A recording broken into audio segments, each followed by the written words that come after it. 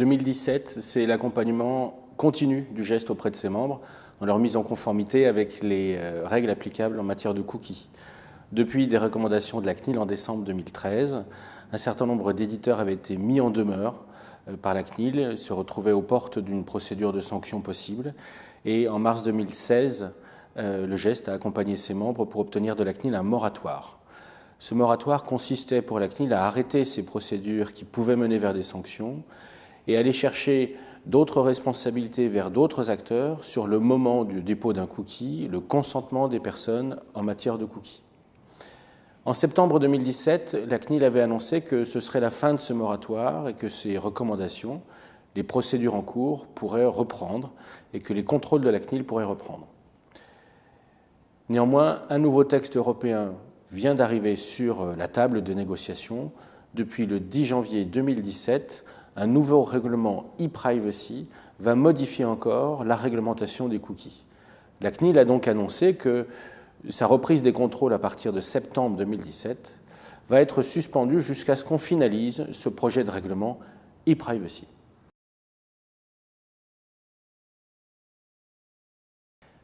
La Commission européenne a décidé que l'insertion de bannières concernant les cookies sur tous les sites Internet était devenue quelque chose sur lequel les personnes n'avaient plus d'attention, ne faisaient pas de choix et s'en fichaient.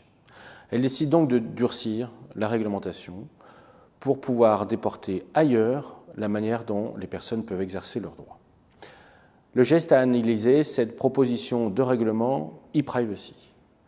Sa vocation, c'est de compléter le règlement général sur les données personnelles. Dans ce règlement e-privacy, il y a tout ce qui est électronique. La localisation des données et des terminaux, l'analyse des données de trafic, la mesure d'audience, la prospection par courrier électronique, le statut de l'adresse IP, l'usage de métadonnées, le profilage. Tout ça est traité dans ce nouveau projet de règlement qui a vocation à compléter le règlement général sur la protection des données en même temps que l'entrée en vigueur du texte général à compter du 25 mai 2018. Le timing de discussion, d'analyse et de lobbying est donc très serré. Le geste a concentré son analyse sur 3 articles, les articles 8 à 10. Il traite de la manière dont on peut lire une information qui figure dans un terminal ou stocker une information dans un terminal pour la lire ensuite. Il s'agit que les personnes s'expriment sur les cookies lors de l'installation d'une nouvelle version de leur navigateur.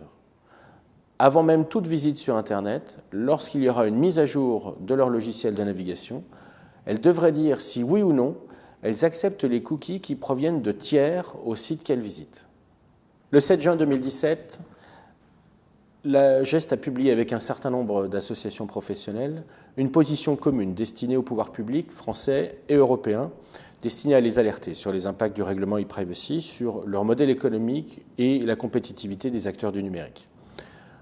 En lien avec l'UFMD, l'Union française du marketing direct et digital, le geste a réussi à fédérer l'ensemble des associations professionnelles qui regroupent les secteurs des médias, de la communication, de l'édition électronique autour d'une démarche commune.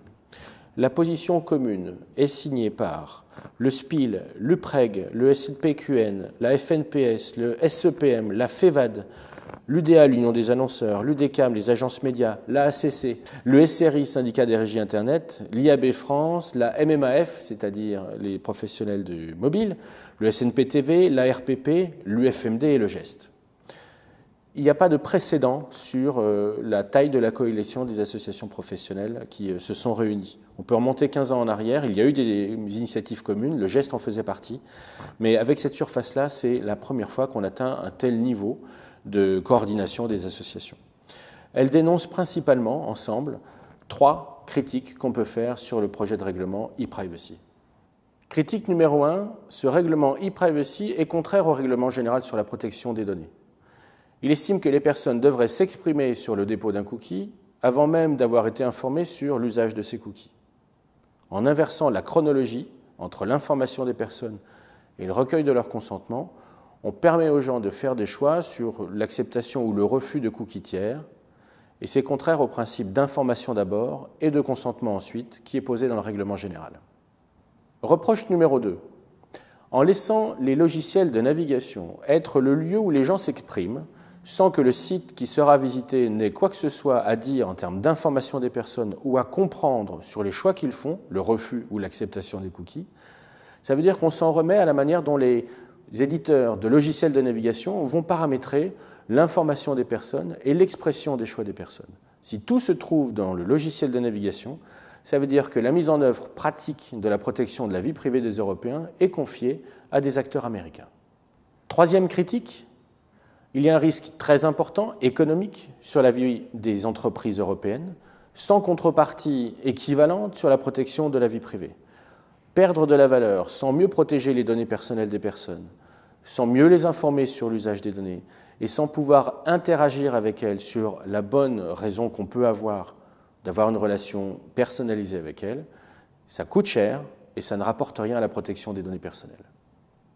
Avec les autres associations professionnelles, le GEST poursuit son effort. On a très peu de temps, environ 1 mois et demi, jusqu'à fin juin, mi-juillet, pour pouvoir rédiger des projets d'amendement, des exposés des motifs et à les transmettre en français, en anglais, en France et au niveau européen, des propositions d'amendement. Il ne s'agit pas d'avoir raison, mais il s'agit de gagner des évolutions sur le texte. Le risque de cette proposition de règlement e-privacy, c'est que dans le court délai de négociation, on ne soit ni compris, ni entendu, et que la vitesse législative, pour une fois, prenne tout le monde de vitesse. L'objectif initial de calendrier européen, c'est d'avoir une entrée en vigueur du règlement e-privacy en même temps que le règlement général, c'est-à-dire au 25 mai 2018.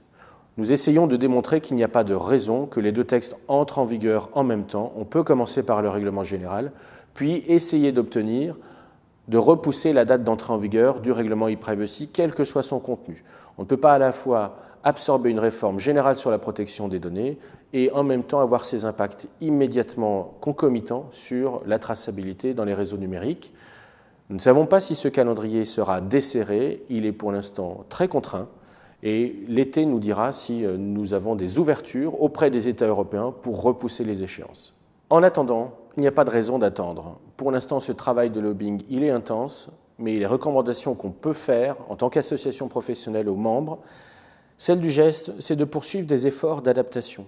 En dehors du sujet des cookies, la CNIL avait soulevé la sécurité des mots de passe, les mentions légales sur les sites Internet, l'information des personnes, la contractualisation avec les fournisseurs de data ou les fournisseurs de mesures d'audience, de règles qui répartissent les responsabilités, et l'utilisation plus transparente des boutons de réseaux sociaux, c'est-à-dire d'écrire dans les conditions d'utilisation ce qui relève de la responsabilité de l'éditeur et ce qui ne relève pas de sa responsabilité. Ces travaux-là doivent être continués. Il n'y a pas besoin d'attendre l'ouverture ou la clarification du paysage réglementaire pour au moins traiter ces questions de transparence dans les conditions d'utilisation et dans les parcours utilisateurs.